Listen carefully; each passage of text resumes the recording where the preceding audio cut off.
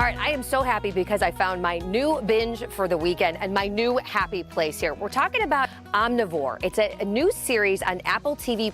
Each episode focuses on a specific ingredient, where it comes from, the people behind it, and the connection that they make with the people that end up eating this food.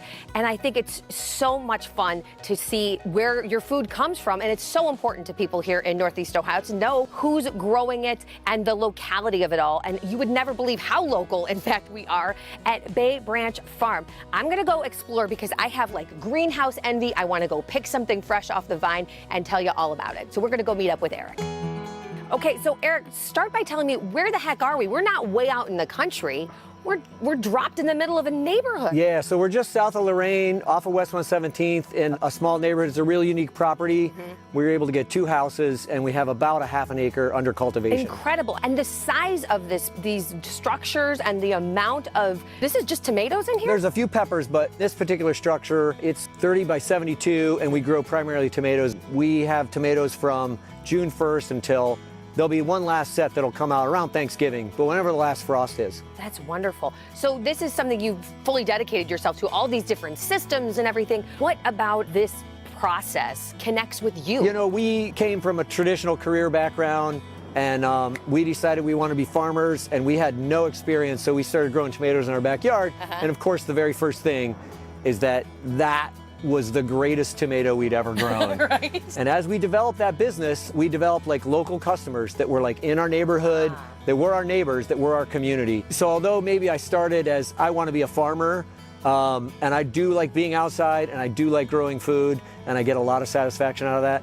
without like our customers, which are not really customers, they're like our neighbors and our friends. Well, right, because and when our you family, right, really. when you feed somebody, it's like you treat them like family, because you care about the food that you've grown, and they too trust you in what you've grown. People can come to our farm. Yeah. They can see how their food is grown. They can see that we use very safe practices, that it's grown all naturally. We don't use any chemical fertilizers or any pesticides or anything like that. All right, so let's explore this place, because I can't sit still anymore in here. Yeah. Eric, I think that Peter Rabbit would have a field day in this particular structure we're in now. And you said you built this yourself? Yeah, we got funding from the USDA. That's incredible. This smaller tunnel is primarily used for greens. We grow a lot of spinach in the winter, and this allows us to control the moisture and the temperature more.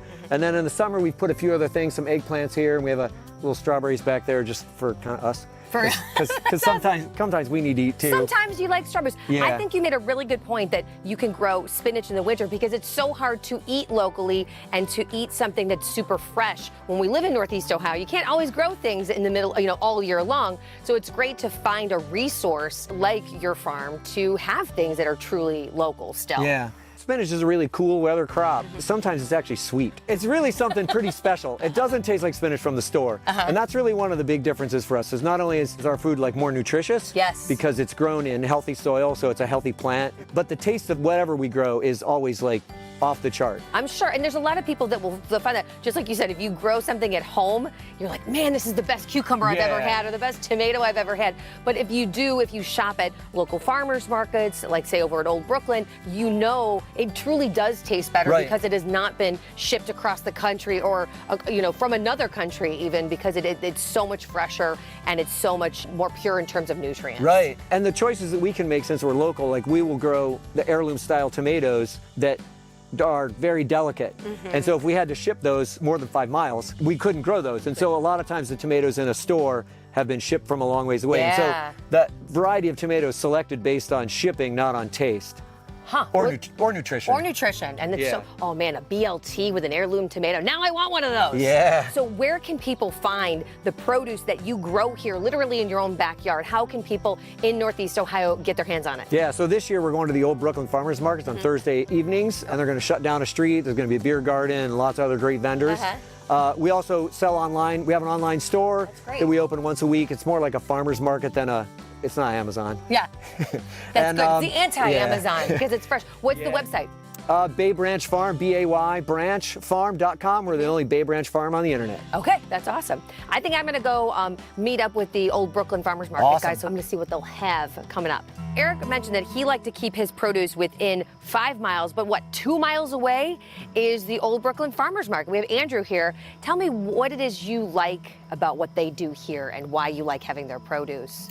Here at Bay Branch, they're really known in the community for the amount of quality and care that they put into things. They have some community events here occasionally. They really lean into not just the food system part of the work they're doing, but the community part of it. I actually see them in a lot of sustainability meetings at places like Great Lakes.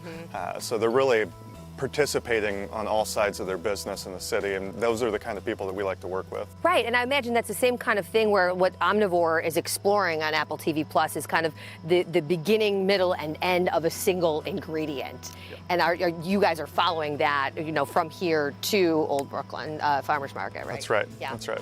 So tell me a little bit about more the connection in the community too, because it's not just about like a transaction of tomatoes, for instance. What other kind of connections happen between people and growers really at your market? Well, we don't think of it in such an intimate way, but it's super important how we think about what we put into our bodies and who that's connected to in the backside and where it's coming from.